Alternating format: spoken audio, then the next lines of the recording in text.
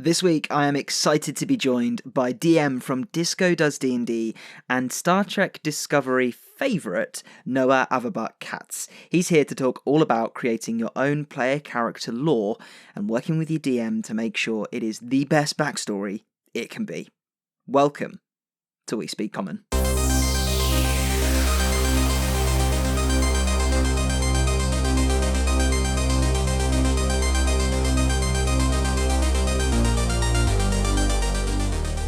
Hello and welcome to another episode of the D&D podcast for everyone, because here we speak common. This is the D&D show brought to you in partnership with the Dice Dungeon, who are the wonderful UK purveyors of pristine and epic D&D dice. You can get 10% off with the code We Speak Common at checkout, or follow the link in the description below.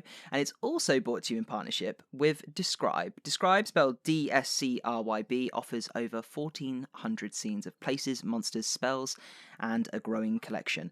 They are just like box text from your favourite adventure book, but designed to be read aloud in your own campaign, so you can free your creative energy and time for all the other aspects of planning. You can visit describe.com, that's D-S-C-R-Y-B.com, and use the code COMMON for 10% on your checkout, or follow the link in the description below. And of course, as ever, I will shamelessly try and sell those products to my guest at some point during the episode, so try to look out for that. Of course, we have wonderful patrons who support the show and get involved in the Discord server. If you want to know more about that, there's info below as well. Right now, though, more importantly than anything, I want to talk to my new best friend, Noah. How you doing, bud? I'm doing good. I'm excited. That's a new sponsor. I don't think I'd heard that one before. And now I'm like, can we please pause the recording so I can go look at this? Because right before this, I was sitting at my computer, writing for the next session, and I'm like, the ground is muddy and the rocks are shiny, and I'm just like, somebody do this for me. So I'm basically sold on that. Well, I tell you what, later on, when I try and shamelessly plug it to you, I'll give you a proper hands-on experience. I'll find one of their box texts and read it to you. Amazing. I love it. I love it. I'm very excited to be here. Thank you for having me, Ben. Long-time listener, first-time guest. So it is my pleasure to be joining you today. Hey, mine too. I think we're going to have a lot of fun here today. Before we jump into today's topic, how may people know you? Yes, so basically I am the nerd crossover from like space science fiction nerd into high fantasy nerd. I am a big Star Trek fan who was married into the Star Trek family. I'm married to Mary Wiseman, who plays Sylvia Tilly on Star Trek Discovery. And this past season 3, I played the character of Rin in Star Trek Discovery. But that's not really important. What's most important is that I run a Dungeons and Dragons game, hashtag Disco Does D&D, with some of the cast members from Star Trek Discovery, finally completing, the crossover that everybody didn't want and is confused why it's happening. But I've that's sort of my little genre crossover, and my addition to the D&D community is bringing some sci-fi nerds over to Dungeons and Dragons, and the other way around. Yeah, I love it. I love it so much. And I'm going to try and make your cheeks go red, because I read a little article about you being a fan favorite on Star Trek Discovery as well. So, I mean, let's not be too humble, Noah. I'm trying to convince people that they like me, and I think it might be working, but it's basically just, begging people on Twitter to like me and be my friend, and I'll do whatever you want. Oh, I need some tips on that. I've got to grow that follow account. So however you're doing that, I'll take some notes later, please. Thank you. Fantastic. Actually, I have a bizarre question that kind of links into the next thing, but just because it's such a weird melding of genres with high fantasy and like space operas in a way, have you ever got into Spelljammer, which is like the D&D equivalent of that? Yes, I've never played Spelljammer, but I've done a lot of like looking into it, and sort of this trying to like figure out more about it. I hope that they kind of put out a Spelljammer, like source book or whatever, guidebook, because it's super interesting. And I also think it really like sort of breaks up the sort of travel monotony in such a fun way, you know? Because Yeah. as opposed to like in D&D where it's like you're walking on the road and there's a forest and then, you know, the monster jumps out of the forest. It's like really being in the depths of space makes every encounter you have like really, really exciting and memorable and important because you don't know when you'll encounter something again. And I just love like, you know, the spelljammer of idea of sort of like sitting in your chair and then blasting arcane energy through your body and blasting through, you know, the plane system or whatever. I think it's super cool. You know, it's funny because playing the actual game with people who are like on set on a spaceship all day and have to do technobabble all day. A lot of people ask them like, "Oh, would you ever, you know, play a Star Trek role-playing game?" Because there's this awesome Star Trek tabletop RPG called Star Trek Adventures, and they're all just like, absolutely not. I don't want to be on a spaceship. I want to be like riding a horse with a sword and, you know, shooting my bow into the sky as the sun shines down upon me. So I would play Spelljammer. I think my group would all be like, "Oh my god, I need to get back into nature. Enough of this."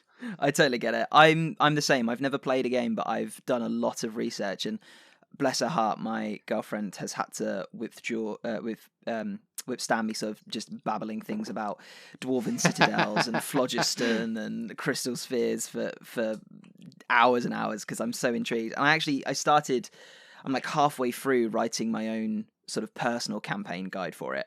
Amazing. And I'm the same. Like, I really want Wizards to put something out, but I'm also like, oh, don't, because like all that work. But we'll see. Well, I'll be happy to guest on that as, you know, whatever space creature you need me to, since I'm well versed in that world. Yeah, you're a pro at this point. Hey, it could happen. It could happen. I have dreams that a Spelljammer game will come apart, but unfortunately, I have lots of other games I need to run first. You happen to be a busy guy. I hope they do Spelljammer. You know, there's all this sort of talk around Dragon Lace, so it sort of feels like that's what they're putting their energy into. But I do think Spelljammer is on their radar. 100%. I mean, only time will tell. But I will keep my fingers tightly crossed. So we're talking today about, I mean, this is a Legends and Lore episode, which usually, I mean, in the past, I think there's only been one so far, but I've set the precedent that this will be about character lore or location lore or monster lore. And I thought, well, one of the best things about D&D is creating your own adventure. And seeing as you are a pro at putting on other people's skin, I want to talk today about creating your own character lore. So the backstory crafting, making it believable, getting into it, mixing it into the story, both DM and player side, and really getting to like the story side of it. So I'm super hyped for this because I like to imagine that in a world where I didn't fall in love with D&D, I just write books, but instead I write D&D campaigns. So this is my jam, and I'm hoping that it is your jam too. Well, it's the perfect thing because I feel like the more characters, both as a player that I create and as a DM that you know, especially leading new players on character creation, it becomes more of an actor's exercise more and more and less of a writer's exercise because you are, you know, you're not in control of the story. You're in control of where it starts a little bit, and then you sort of have to go from there. So I'm really excited about this topic. Yeah, I agree. And as I say, whenever I try to describe D&D or give an elevator pitch in a way, collaborative storytelling is the phrase I always go for. Okay, well, I'm a bit of a drama kid. Like I wanted to be an actor, and then I sort of gave up and decided I didn't like being on camera, so I sat behind a microphone instead. So I'm no stranger to sort of getting into character and thinking up stories and things. But for people who I think don't do that kind of thing, like I'm trying to think of a good way to explain it. For me, whenever I invite someone onto the show who's never sat in front of a microphone before, they always go, "Oh, how do you do it?" And I'm like, "Well, you just kind of talk. Like, it's easy." And I think for people who come up with stories and ideas and narratives, they're like, "Well, I just come up with a backstory." So when you're looking at your character or you're looking at your stats or whatever you've got, your one idea, like with my character Orlo, it was, well, he's got one arm. Like, I've got that one thing. Where do you go next to build out that history? Yeah, that's such a good question. I think the first thing is like, where do you start? You know what I mean? Like, how do you kind of get in and get yourself excited about it? And I think I think we're really talking about new players a lot because at some point when you've been playing a lot, you kind of know how to create a character, and you can do something as an experienced player which you can't as a new player, which is say like, well, I really want to play a wizard who maybe multi-classes at some point and is like doing, maybe I'll throw some blade song in there, whatever, and then I'll build a character lore around that. Mm. But you can't really do that as a new player because you don't really know how those things work. And so you do kind of have to find your way in. And for example, it's like, my character doesn't have an arm or something like that. And I think, the best place to start is just like when you close your eyes and you imagine yourself in this setting, you can just start to see it. You know what I mean? Like, what do you look like? What are you holding? Where are you? And Mm. I think, what people sort of assume is that we all close our eyes and see the same thing. We all see ourselves holding a broadsword with the sparkling armor in a city.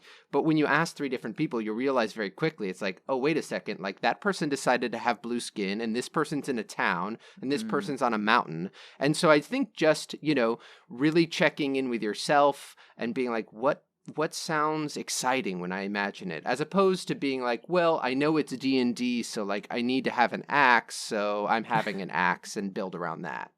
Yeah, I think I always think of that. I don't know if it was a meme or a genuine statement, but it was kind of a joke. But it always starts off like your first character is fantasy you, just how you would want to be, and then the Yes. second character is like fantasy you, but slightly different, and then the third one is like fantasy you but gender swapped, and then the last one's like space pirate with a sword for an hand and a ray gun. And it's like that sort of It's development perfect. where you just get a little bit more, you get out of your safe zone the more you do it. And And I it's interesting too, because it is, every time it really is a part of you that you're bringing to it. I think a lot of time new players and experienced players are like, well, I'm going to play, I'm a really fun, happy-go-lucky, high energy guy, and I'm going to play somebody super low energy who's like, mm, really, really down. And you can find yourself like pushing your personality just sort of pokes through in a way you can't even really control it. It's so hard to create a character that like yourself doesn't shine through, which is, really true for acting. It's like you actually just have to bring those parts of yourself to your character. So, when building that character, it's okay to be like, I am this person. This is who I am in real life, and I'm going to bring some of that to the character. yeah, 100%. My friend said to me the other day, Sam, he said it's always funny watching you play in a game where you're a character and Phoebe, my other half, has a character, because you always end up having a crush on her. And I'm always like, Ben, your Ben is showing through your character. Oh, that's really funny. That's really funny. Things like that. And like I've got two characters that I play regularly at the moment, and they both I've realized they both have one of this very similar fears. Like they're both motivated by very similar things. And I didn't even realize that when I drew them up or invented them. That wasn't something I was planning on doing. It just kind of naturally came about.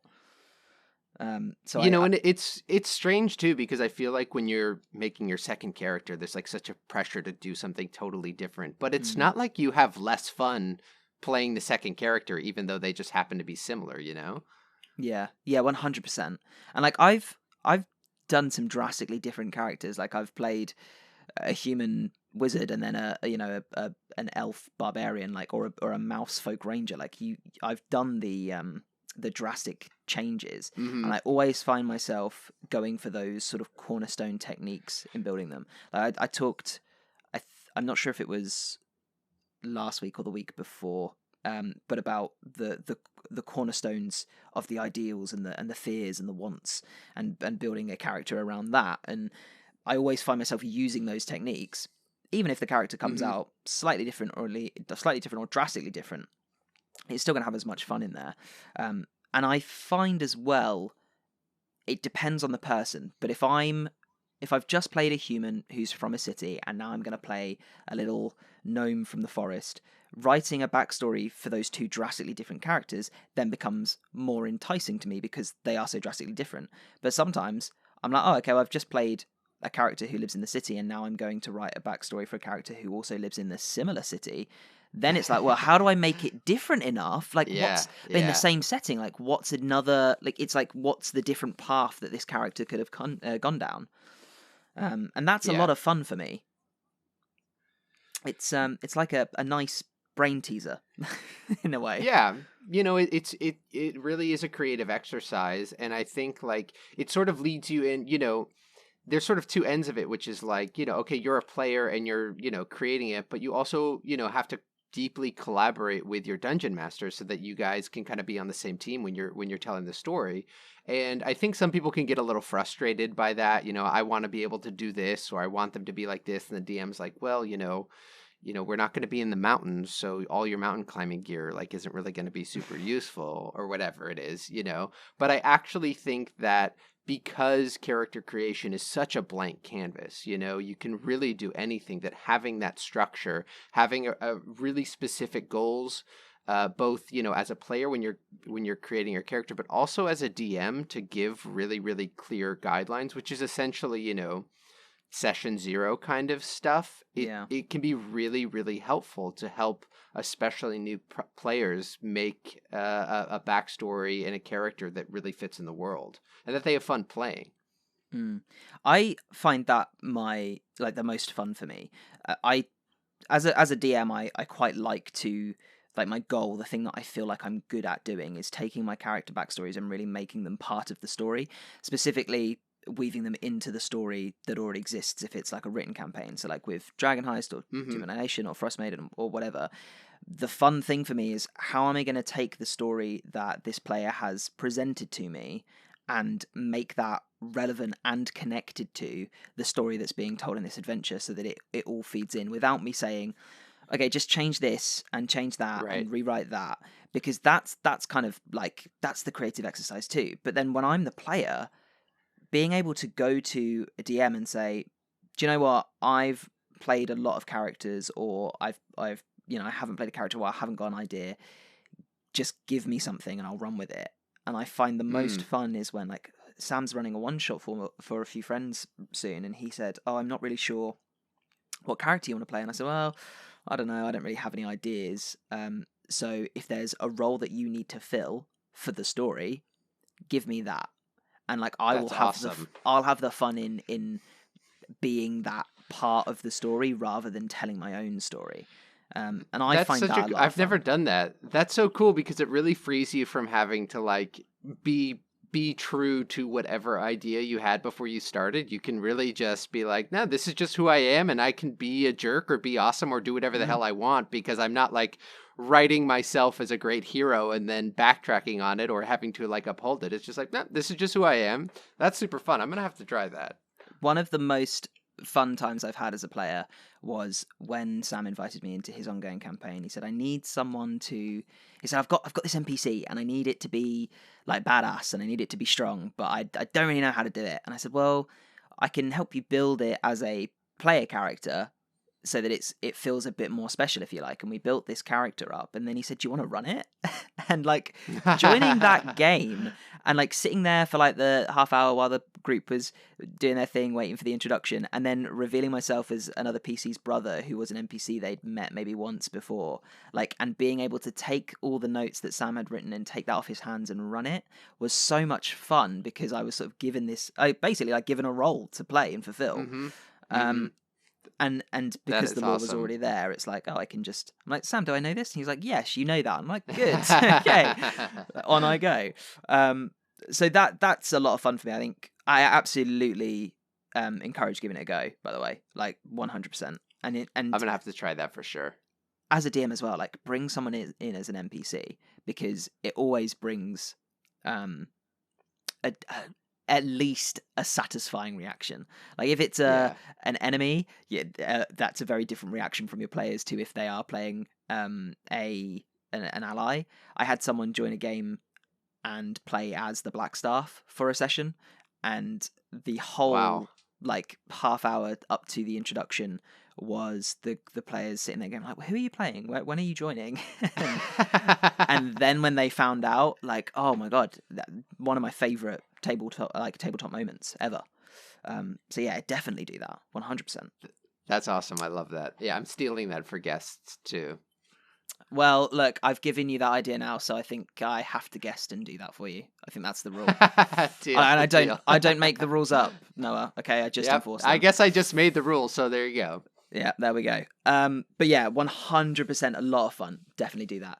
So, with, I think it is more player based, this topic, but there is a lot of DM stuff in here too, because I think a lot of the process is a 2-person process. It has to be with the player and the DM, and you have to be open to changing things. But with writing character lore, where do you start? Because for me, I tend to try and shy away, especially if I'm doing a low level character. I tend to shy away from anything that's already like, I've been an adventurer for X amount of years. So like with Orlo, he was a farmhand and he lost his arm in an accident in the mill. Like that was, and because magic exists, he learned a little bit of magic so that he could use a mage arm, and then that sort of started him off on that journey. And it was a very mundane story, but it left a lot open, and it meant that I could sit down with the DM and say, okay, where am I from? What is that village like? What do they trade in? What was my life like? Are we rich? Are we poor? Like that kind of stuff. And that made it a lot easier for me. But I find that works really well if you're in an established setting. Right. And when your DM says, I got this cool homebrew game and I want you to make a character, like maybe you're already an adventuring group or you're not, like come in with a bit of history, gauging that kind of like, well, am I famous? Am I known? Have I nearly died? Have I fought a dragon before? Like, where does your pin, your dart land when you throw it and try and sort of move out from there? It's interesting because, like, I think what you have is like the perfect thing where it's like, all right, well, I'm either somebody who's unknown or sort of knows everything, and it's so hard to sort of like strike that balance. I'm playing a character who is like, I started out very well known in this world. And I think what was actually really helpful for me was finding people in like the real world who sort of like represent that person or who like I can base off that person. And so I can go to my DM and say like, hey, like I want to play somebody like this religious figure or like this entertainer, somebody who the DM and you can look at and be like, all right, well, you would have this, level of knowledge about the world or knowledge about the other people of the world, but you wouldn't have these other, physical skills or magic skills in this sort of homebrew world. And you can almost use real people as a beginning template, and you can use that to also build out their personality too, because especially when you're talking about celebrities, there's so much negative information out there too, where you can really feed that in, so you can look to the real world and use that as a place where you and your DM can say, all right, you have this, you don't have that. Yeah, 100%. And I suppose it sounds a little bit eye-rolly when I say it out loud, but you can use fictional characters too in that way, I suppose. Definitely, I mean, you don't ever want anyone turning up to your high fantasy game and being like, hey, I'm going to be Darth Vader, but like, it's me, Frodo. Yeah, exactly. But there's that archetype there, and you can absolutely use that. Yeah, I mean, if a player came up to me and said, I've been rereading The Hobbit, I really want to play Frodo, I'd be like, okay, so you're a halfling, what else? Like, right. What else do I need to know here? But you can also, it's also like you can take things away from that character. You can say, well, look, like you don't have this uncle who went on your adventure. You're actually like just a halfling in this town who like has a box with something magic in it. You don't know the wizard, but instead of knowing Gandalf, like a really good, powerful person who works at your bar. So you can almost you can sort of replace things that sort of are a little too on the nose with stuff that you can kind of make up on your own. So that way you're also not having to make something completely from scratch. Yeah, I actually think that's probably a better way of replicating something that you've already seen that you want to be, because if I sit down personally and I go, okay, I want to play the Mandalorian, like I want to be that cool bounty hunter that everybody knows who's a little bit special, yeah, I'm gonna end up either falling really far from the mark and not being satisfied in that kind of hero complex that I'm trying to Right. build for myself, or I'm just gonna be the Mandalorian and then it's not my own character. Right. Whereas if you take the Mandalorian, you go, okay, well, I really like the concept, so I'm gonna keep that he's a bounty hunter, but he's not renowned for it. He's just started out. He hasn't got cool armor, and he does know his parents or something. You know, he's got a good upbringing. He wasn't a foundling. Yeah.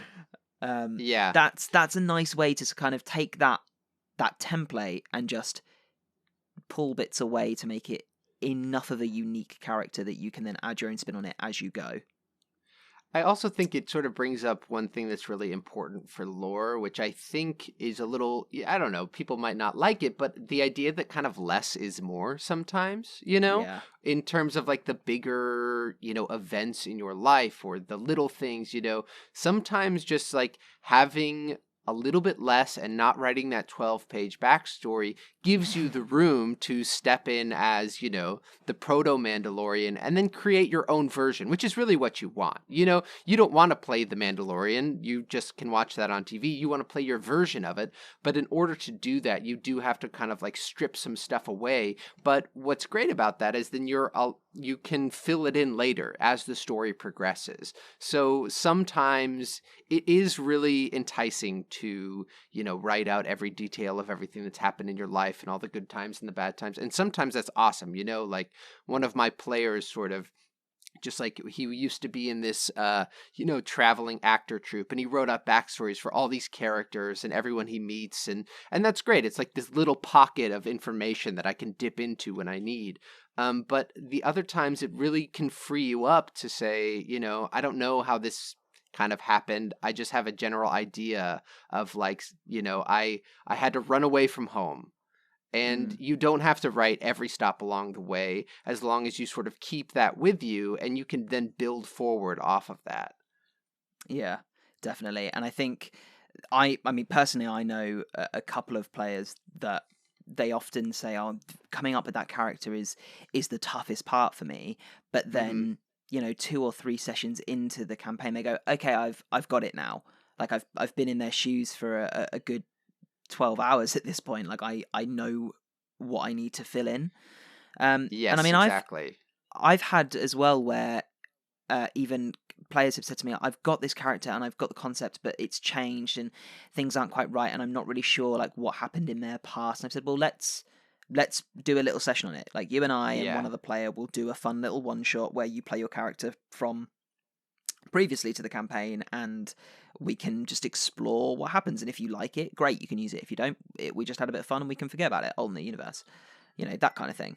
And that can really help. Like actually sitting down and playing through it can really help. But also actively being that character for a couple of sessions with a bit of a vague Yeah. backstory can really sort of cement things in for you.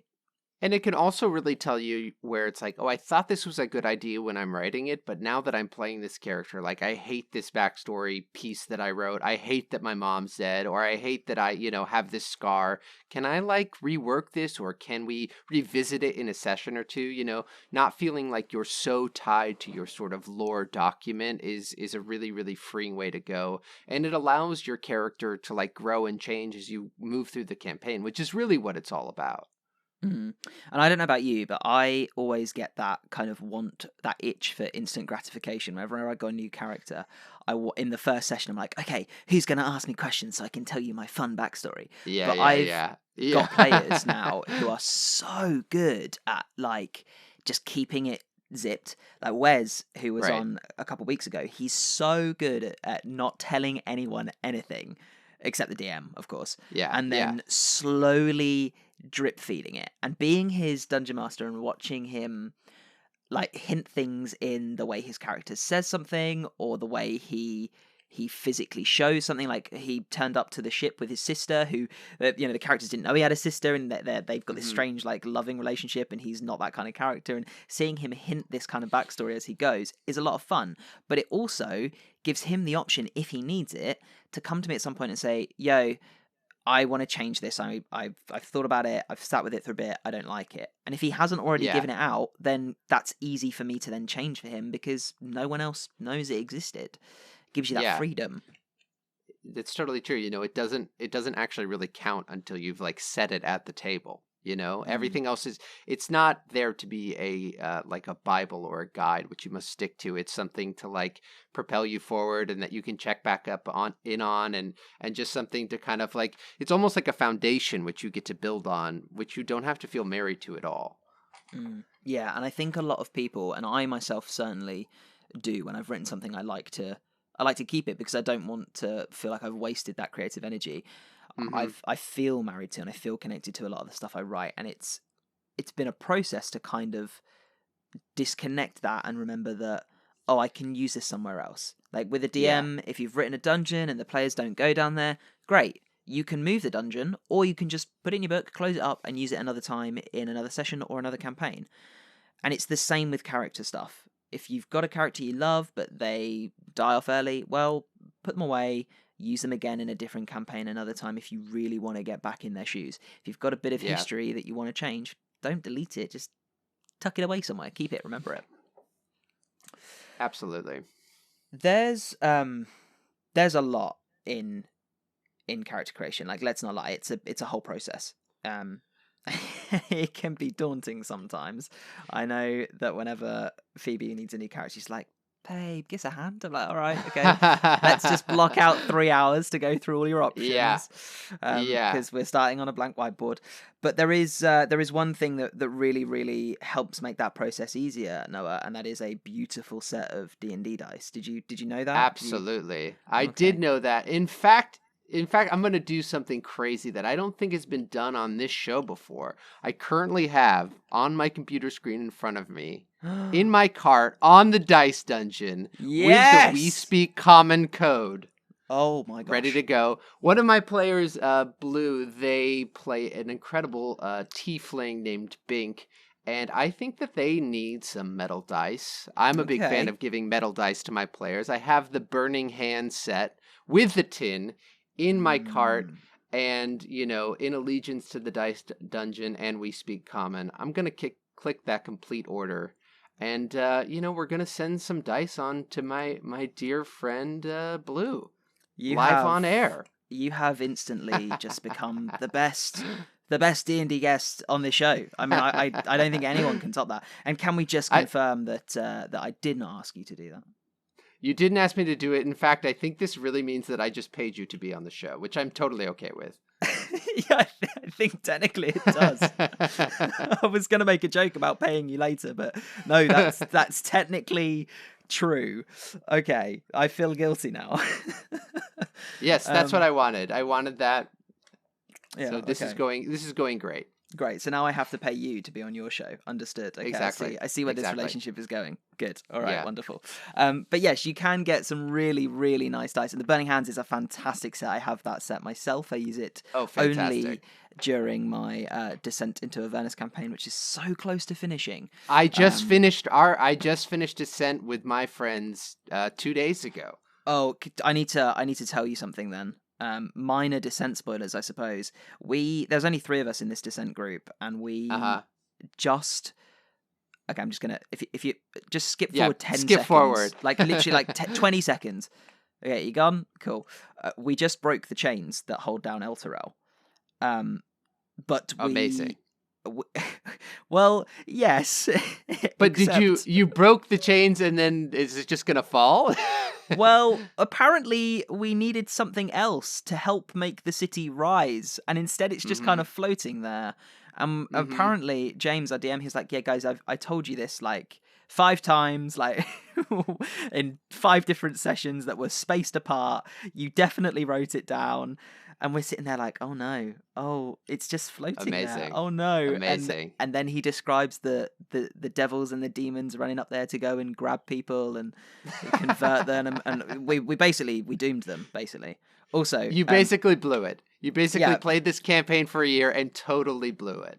It's fine because my character is only there for his own gain anyway. Like, you know, know, yeah, whatever. If the Grand Duke of Baldur's Gate just happens to die in Avernus, that just means that his seat is open to be filled, you know? I So love that. it'll all work out. Now that's But, great character lore right there.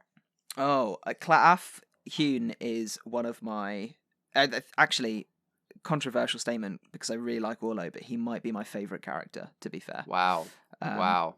And that's a really good example of building character lore too. I need to convince you about Describe before I jump into it. Oh yeah, I want to hear about this. But also, on a side note, Ben from the Dice Dungeon just messaged me saying that there was a code use in Canada. Yeah, it's real. I wasn't bullshitting. Yep, your order has gone through. So, our other partner is Describe, spelled DSCRYB. Describe.com. They are a really, really cool service where you can go and get box text for your home game written by actual creative writers, people who do this stuff for a living. So if you're really bad at describing things, don't worry, they'll do it for you. There's 10% off if you use the code COMMON on checkout, or by following the link below. It's a subscription service. But I'm gonna go and grab. What would you like? Do you want to place a monster or a spell, Noah? What would you like? Give me a place. I feel like the place is Okay. where I'm always spending so much time. Okay, let's have a look here. Let's go for... I think I've just clicked on a random one. Okay, it's randomly given me outskirts of a small village. How does that sound? Love it. Okay, so you smell the place before you see it. The unmistakable odour of civilization. Wood smoke, cow dung, and the stink of pigs. You round the bend and see thatched roofs on low buildings scattered around muddy fields. From somewhere on the other side of the village, you hear dogs barking. You know, hearing that, it makes me very angry that I've wasted so much time writing. There's a fence. The fence is 5 feet tall. In the fence, there's a doorway, and there is grass. I am so angry I haven't heard this before. I'm going to I'll have to come back on another episode so I can subscribe live on air for that. Oh, we'll make it happen. It's a really great service, and like there's a whole bunch of, and by a whole bunch I mean like thousands of free, not thousands, hundreds, hundreds of free scenes that you can go and grab right now, and Amazing. then there are of course the ones that you get by being a subscriber. That then launches you into the thousands. So go and have a look. Go check them out. DescribeDSCRYB.com. Okay, where were we? Claaf Hune in his character lore. That's right. A fantastic example. Can I just say something that I really like about this character, just from this little description, which is like, if this Duke dies, that's not a bad thing because I can do this. And what I think, one thing when you're creating character lore, that from an actor standpoint, that is, sort of basic stuff, but it's not about creating personality, but things that you want and how you're going to do them. Because, if you say, I'm going to create a character, he's really mean and evil, and he wants, to like be the king, that's fine. But then you're sort of stuck having to play your idea of what mean or evil is, as opposed to saying this person wants to be on the throne of Baldur's Gate, this person will do X, Y, and Z to do that, his plan to do that is this, this, and this. Then you don't have to worry about whether or not it's evil or good. It's just how other people interpret your actions or how you interpret your own actions. And especially now, in 5e, where this sort of, lawful, evil, good quadrant has sort of fallen by the wayside, and you don't really have to stick so hard to it, you really can free yourself up to make more interesting character decisions and not be beholden by why you think somebody's personality is, but rather by what they do and how they decide to do it. Yeah, 100%. And my group has had so many heated debates about the alignment system for literally hours. I literally, if you say alignment at our table, shit hits the fan. But because I think it's a very subjective system now. But if I get into it, I will never hear the end of it. So, so with this character, I went to James, my DM, and I said, look, I've got a concept, but I'm not really sure how it's going to fit into the adventure. And I'd purposely not read anything. I only knew like the basis of the adventure. Like, okay, we're going to go to hell, and there's going to be like Mad Max Fury Road kind of encounters. That's all I knew. I said to him, I don't know how it's going to fit in, but I want the backstory to tie in specifically. So can I give you this concept and then you give me some pointers? And he was like, yep, 100%, what you got? And my pitch to him was, I want to do the, like, son of the preacher, son of the rabbi at the church, like, meant to be the next guy who is, like, the priest, but rebels against his father's wishes, but I want it to be an evil cult instead of, like, the church. I love that. I love it. And he's like, yeah, that's great. Okay. And like, do you want to be like well known? Do you want to be like a big cult? And I was like, I want to be like the prodigy. Like, I want to be Hell yeah. the wayward son. So he said, okay, well, there's this character linked to a family called the Hune family, who are part of this secret organization, who are the Order of the Knights of the Hidden Shield is what they're called. And he said there's a very specific plot arc for this one creature, character, and item that I don't think I'll use unless I build it into your backstory. So do you want to do that? And I was like, yeah, 100%. So it ended up with this Hexblade Warlock, who was a noble's son. He was basically the son of this cult leader who worshipped the Hidden Lord, who, if you know anything about Descent, is trapped in a shield. He has been for years. He was once a demigod, I think, and he's now like a pit fiend, basically. And I was the kind of guy who would put up his hood, go down to the lower city and slum it out in the bars and ignore his responsibilities and just does what he wants, does what he needs to get what he wants. But he's also not a bad guy. Like, he loves the city and he thinks it's a mess and he wants it to be a better place, and he knows that one day that will be his responsibility. He's terrified of being forgotten when he dies and not leaving behind some sort of mark. And he falls in love with everything that moves very quickly, like falls head over heels, deeply in love with everybody, and then falls out of love very quickly as well. So he's got like this really cute, like, cuddly side, but he's also, to be honest with you, just a dick. But I went to James and I said, hey, this is great. What do I know? What do I not know? And he said, okay, so the Hidden Lord talks to you. You're being called by him. You're finally going to step up and maybe go and do what the cult wants you to do, or maybe you're going to rebel against it completely. That's up to you. And he's ended up, the start of the adventure starts in Baldur's Gate. All the way through, he had to locate the shield with his patron in. He found it along the way. He and the two party members ended up freeing people who were of significance within the city, like other noblemen and women. And every time he freed them, he was like, hey, when the time comes, remember, it was Clive Hume that saved you. It was me. And they go off on their way. It just so happened that one of the dukes, because there's 4 dukes, one of them's a Grand Duke, had died, had been killed by Clath, not because he wanted to take their place, because that was part of the plotline. They were very evil and doing bad things, and so an election was up and coming. So he was like, well, okay, I guess I'm gonna do what I've always been meant to do, and I'm gonna take over, and I'm gonna free the Hidden Lord from his prison in this shield, who he has a direct contact with because he's got the shield on his arm now. And he got elected as a duke, and so he went down to Avernus to help, free El Terrell, but also, while being there, the idea is that he's going to free Galgath, the Hidden Lord, again, minor spoilers, I guess, and put him in charge of Avernus, and then he himself, Clath, will become in charge of Baldur's Gate, and together they will take over in the sense that they'll make Avernus, they'll win the Blood War, that's the plan. Probably not that easy. We'll just win the Blood War. Yeah, good luck with that. Yeah, they'll return Avernus into its sprawling, wonderful visage of open fields, because I don't know if you know this, but it once was a wonderful place. It was once gorgeous and beautiful. We'll do a lore episode on that one day. There you go. He will make Baldur's Gate like... So the crown jewel of the North is Waterdeep. He wants Baldur's Gate to take that position. So he's going to make Baldur's Gate the best place, and then one by one, layer by layer, they're just going to take over and make the world a better place. But they'll do questionable things to get it there. I love that. It's been so much fun. Like, it's got to the point now where he's just freed the Hidden Lord, and so he's devoted himself to him and become a paladin. And all along the way, I was like, well, is he going to become a paladin and devote himself to this pit fiend who might not be genuine, or will he break away and take a level in sorcerer and feed himself more into that magical power? And it's gone the other way. So yeah, it was a lot of fun.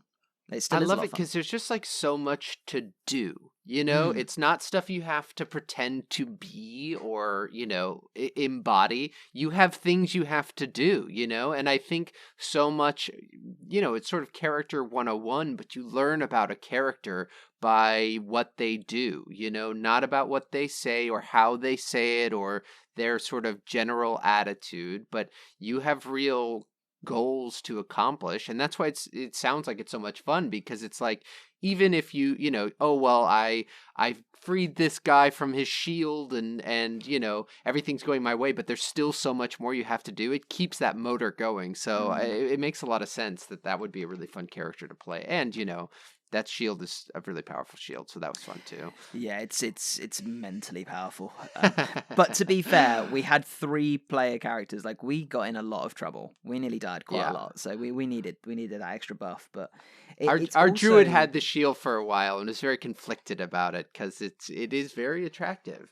Oh, it really is. And like, that's the thing. I've not really like gone into an evil character before, but with Claaf, I was like, well, he's thinking about himself most of the time, and he's thinking about his goal, because that will achieve all of his dreams, basically make him someone who's remembered and all that kind of stuff.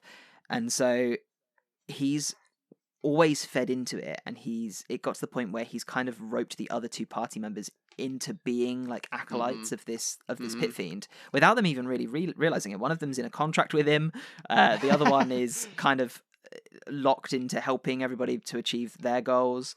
So it's been a lot of fun, and like, because he had those specific things he wanted to achieve that he was working on, but because he also had these traits, like, I knew that he was like basically attracted to anything that would move, and he fell in love easily, and because I knew that he was selfish and he would always spare his 1 spell slot for a banishment to get himself out of trouble, like, because I had these like traits, I could play on those and use those as the characterization, which then fed back into that backstory. It's interesting too, because when I'm at the table, especially with new players, and we're kind of doing our session 0, I say no evil characters. You know, you can't write "this guy is evil" in your description.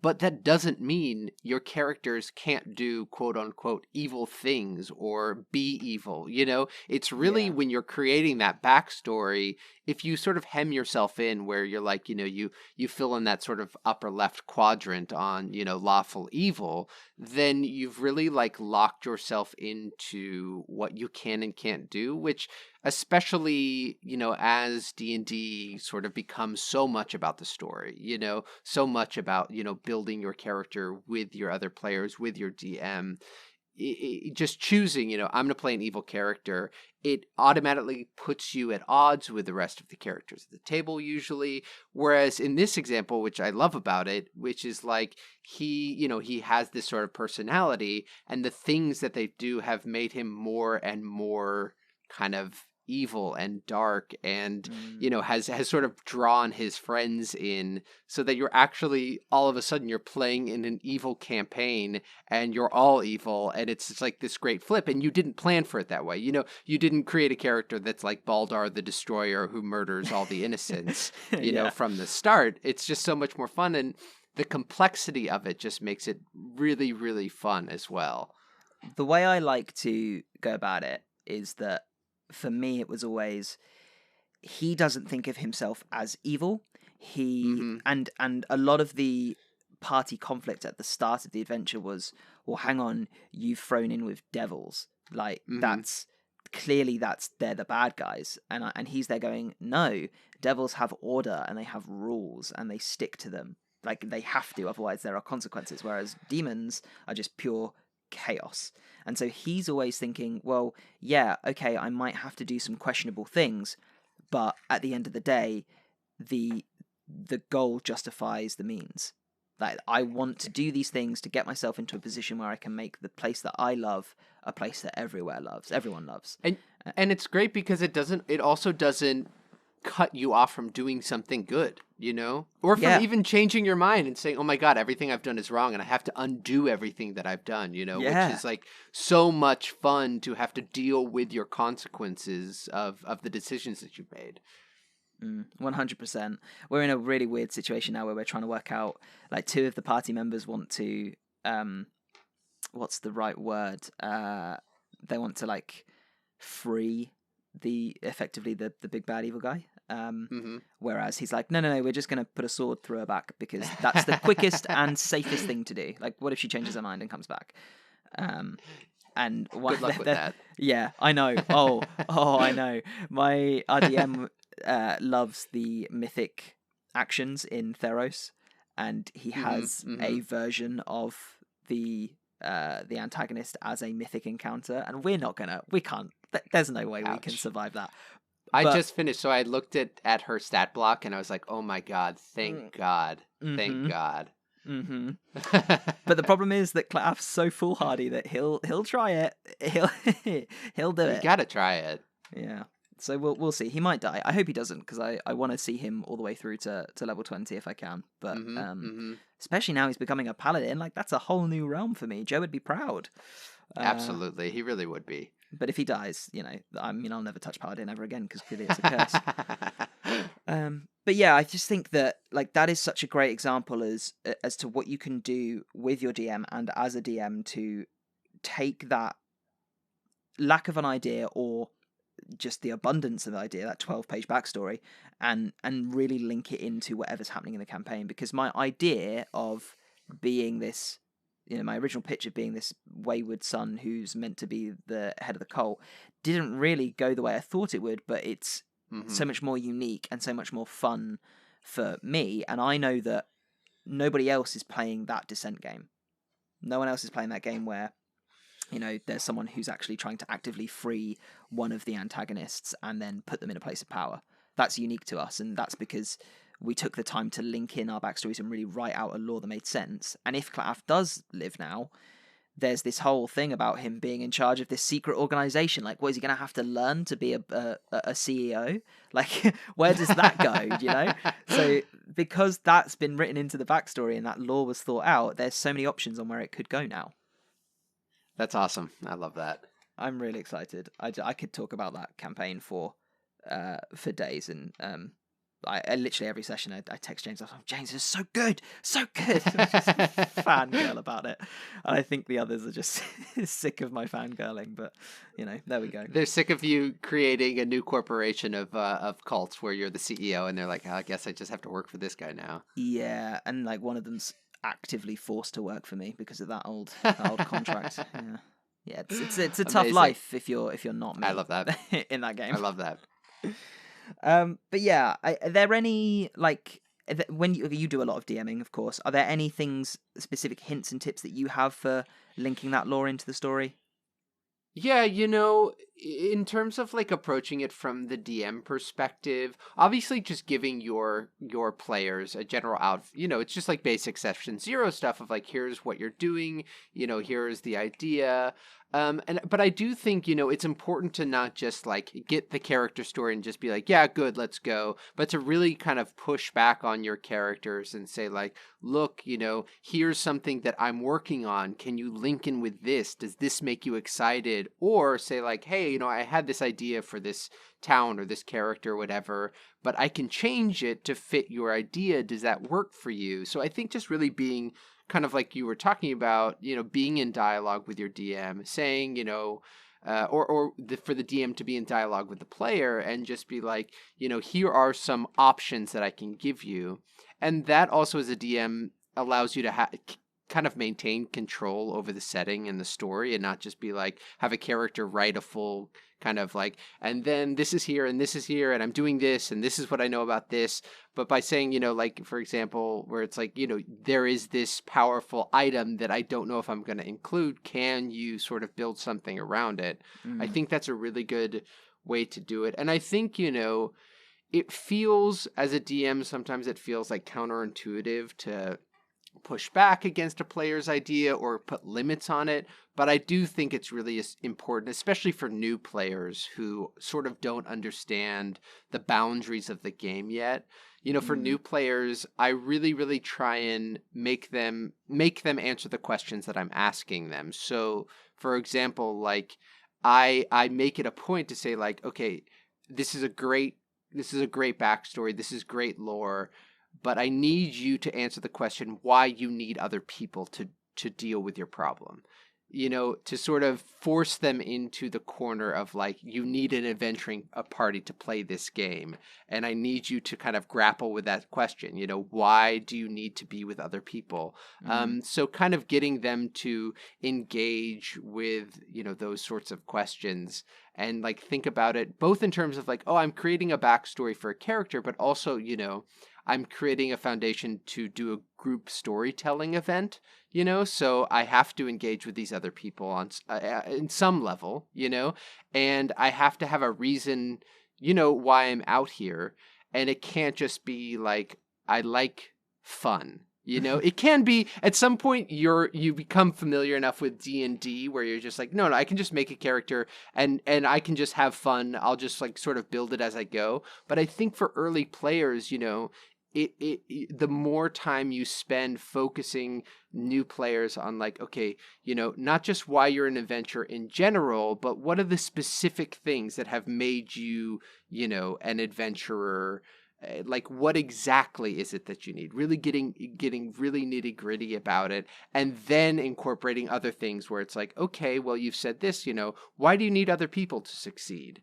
I just think, like, those are the sort of things as a DM when I'm approaching it, just really trying to, narrow people's focus and not have it be general where it's like, oh, well, my dad's over here and my mom's over there. And, I was on a boat for a little bit and now I'm not. Really, really being, specific about, every sort of part that feeds directly into the storytelling is really important. And that way you can have, a full page of everyone in your town and what their names are and who they are, because the reason why you're on the adventure is really specific. Yeah, 100%. And it's always like a pain when you've got a group that don't have a reason to be together, and it's kind of like, well, we're only together because we have to be for the game. If there's a reason in the story, it feels more natural. So that always helps. And, like, I've got players who I've got Sam and Phoebe are playing siblings currently. I've had players who, in a game that I ran, didn't know they were connected, but I said to them before, would you like to be connected to someone else? Do you want to find out, like, along the way that there's maybe some backstory crossover? And it turned out that Wesley and Joe's characters, Wesley's like lifelong friend was the murderer of Joe's brother because he was bribed. Like, and then there's this, like, this awesome interaction about, like, what they're going to do with this person, and, like, Wesley's character morals about whether that person should be punished or not, and, like, you get these fun interactions. So having that depth, while it can be daunting, the work pays off is what I'm trying to say, I think. I think it's definitely true. It is this weird thing where it's like the most work that you have to do is at the very beginning, and that sort of sets up everything else. And it just sort of, you kind of, as a DM, you sort of have to, like, do all that sort of annoying stuff where it's like, I need you to write more about this. I need you to think more about this. I need you to be more specific about this. But it stops it from later on being like, wait, I don't understand this campaign. I don't understand my character. I don't understand why we're doing any of this. It sort of keeps that illusion together, because there is that moment that I feel like so many people have experienced. I know I've experienced where it's like, wait, like, I'm playing in a fantasy world. I think I just want to, like, go home and have some potato chips. Like, I don't want to keep risking my life. That's what I would do, right? So you really have to, like, force, really back your players into a corner where they really, really feel a very strong and important need to kind of move forward or accomplish something or solve some sort of problem. Yeah. And I think sometimes it can be a blessing to get that player who's like, I don't have any idea for backstory. I want to play a character who's woken up and doesn't know who they are. Can you write it? Like, sometimes that's a blessing. Sometimes it's the absolute worst thing in the world. But it well, they have to have a lot of trust in you, because you're like, well, you're basically just letting me build a new like Yeah. campaign story Yeah. hook around you, so you better like this. Yeah, because if you don't, then you're tough. You're on it. Yeah. And I think that's good for groups who have been playing for a long time. Like Wes and I did that quite recently, and he has no idea what's going on with Brom, but he's enjoying it. He's enjoying like discovering it. He said, "I woke up, I've got this mark on me. I hear fungus talking to me, and I've gone to the city because that's where they tell me to go. You can do the rest." I was like, "Great, cool, wonderful." And of course, And nobody's doing that better than Matt Mercer in Campaign yep. 2 right now. It's hmm just, it's out of control how good he is at that kind of stuff. But then again, it can also be a curse when a player says, "Hey, I have this extensive family tree. Here's all of their names and Hmm. all of their histories," and you go, "Where am I going to put these people?" I know. um, And it is this weird thing, where it's like as a DM, when you get something like that, you're like, there's no way that I'm going to be able to role play these characters that matches your imagination. yeah, You've sort of like spent so much energy and time imagining your whole family tree and what each person is like. But the reality is like, I'm going to do a good job with 2 of them, an okay job with another 2. And then the other, 6 you wrote are just going to be like, hi. It's like I don't have a so voice. yeah, you've kind of done yourself almost a disservice by, spending so much time and energy imagining them, because it actually doesn't leave a lot of room for other people, other players, for the DM to bring their own imagination to it. Yeah, I think. Have you ever watched any of the Acquisitions Inc. games? Yeah, I have. So one of my favorite ones is one of the early ones where Chris takes the party to Jim's family home and he meets all Hmm. of his relatives. And I remember, I don't know whether it was like an interview or like a video somewhere. Chris said, "Oh, I literally said to him, like, I'm just gonna make it up and go along, and you just go play along with it." He's like 100%, and I love that. Amazing. It's one of my favorite games. Like just watching them like bounce off each other, but improvise the interactions and just like rolling with it. That's like I want to do that. Like I want to be that player in that situation with that DM. And Hmm. like I had a flip of it where I had to DM in the End of Dragon Heist when the players were saying goodbye because they were about to go and fight the Xanathar and they thought, we might not live, rightfully so.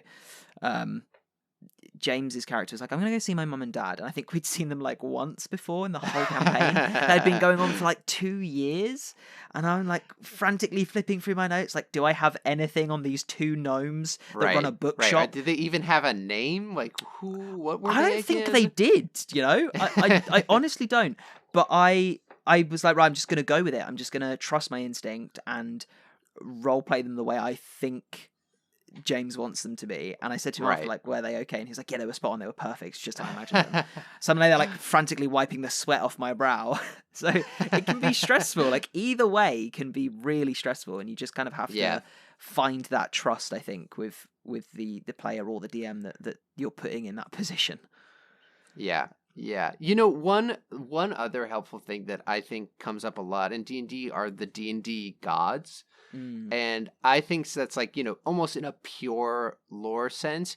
If your character or if you're like, well, I know I want to play a religious character, know I want to play some sort of like spiritual character, spending some time going through all the different wiki art. You know what I always do? I'm like, well, like, tell me some traits of, this person and what they're connected to their God. And it's like, well, I think they're, sort of a pacifist, or I think they, are humble, and just doing like a command F and just, searching those words. And inevitably on one of these, long lists of D&D gods, you'll find the associated God. And then reading the lore on, like Ilmater or, whatever crazy gods you can find, Eldath, Mm. it can help really inform like, oh, like here's all this like deep history that I don't have to write. I don't have to create it, but I can just pull some sort of character ideas of like turning the other cheek or like pacifism through nature. And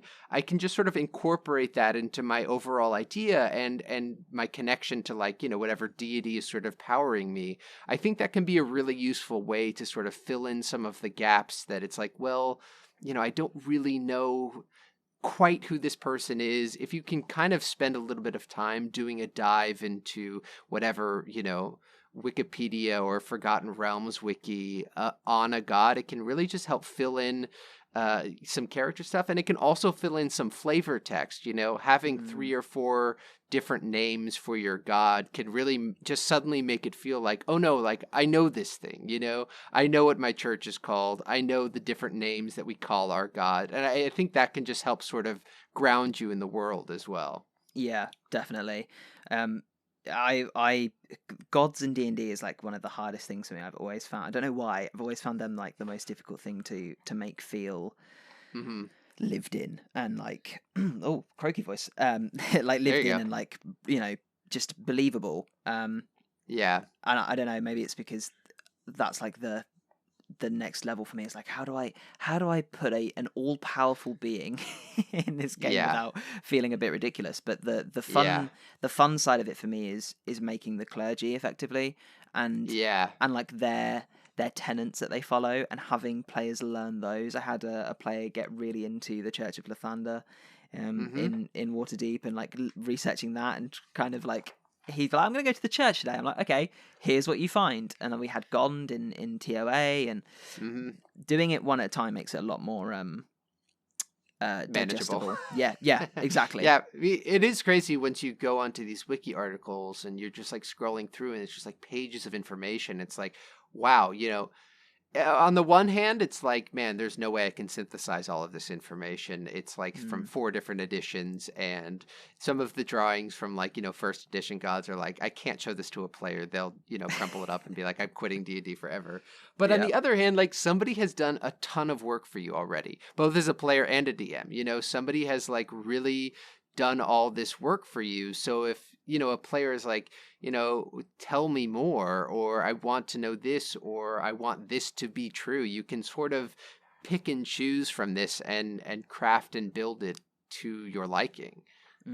I think there's a lot of pressure, especially for newer DMs or DMs who have got into D&D because they've been watching games and things, where they think, oh, I need to make my own world, and I need it to be lived in and realistic and full, and have an answer for everything. But that is such a long process. You don't do that overnight. I mean, I've got half-baked worlds, and I've got worlds that have, need to have ingredients put in them before they go in the oven. But an actually fully done like world that's 100%, never. I'm never going to have that, because it's always changing. And if there is no shame in finding something somewhere else and going, do you know what? That's great. I love that. I'm going to use it. Because if you see something, you go, I love that, but I can't use it because it's not mine. It's not original. You're never going to get anywhere. Totally. We went down a bit of a rabbit hole there, but it was a good rabbit hole. It was one that was worth exploring, I think. Absolutely.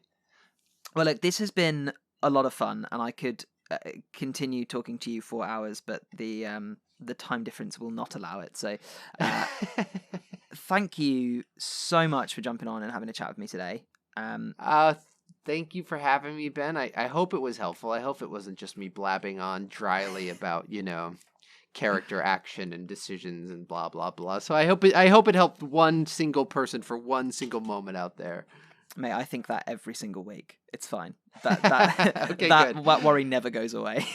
Okay, good. All right, good. This is the part of the show where I ask you to shamelessly plug yourself and tell us about where we can find you and what you are doing.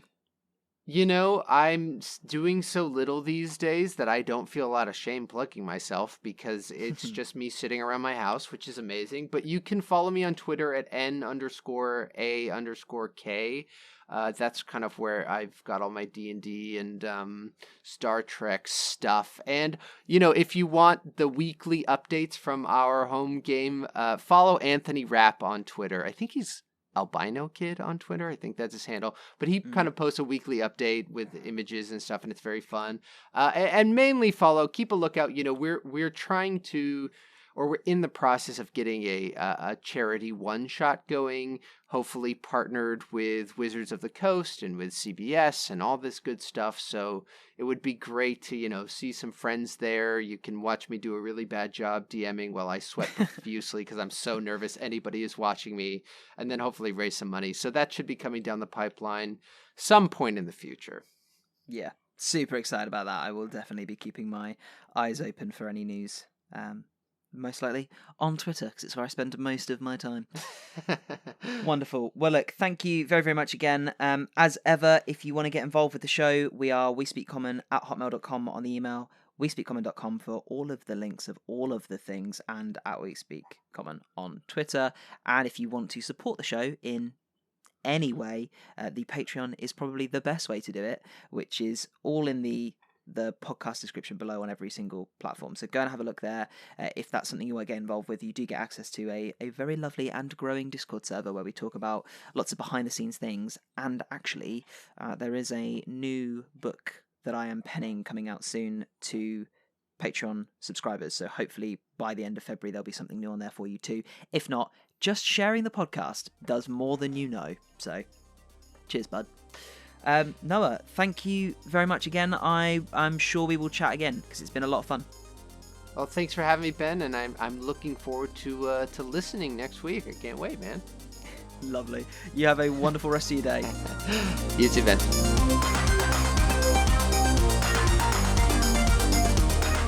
Thanks for listening today. If you like the show, do us a favour, leave us a like and review on your platform of choice, and share us with your friends. Send us to your fellow DMs and players so that we can build our community even more. It really helps to get us out in front of more eyes. If you want to support the show, you can by joining our Patreon.